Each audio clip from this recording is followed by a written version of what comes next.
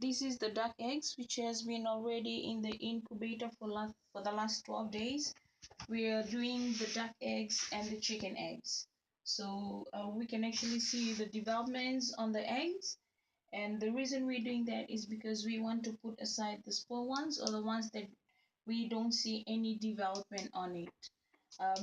Gonga na loka ni nga kena lok ni toa sa chimi mani incubator me chin karwa na singa kiruta kam chinga me chekta na kena sa develop chikuna loka na nga bat kina toa na lamani loka na buni kena da katalanga na chengo balata membutan kina baka chiki chiki ko na loka resini develop chiko. Enang era ni babu na nga na wir na wonya loka.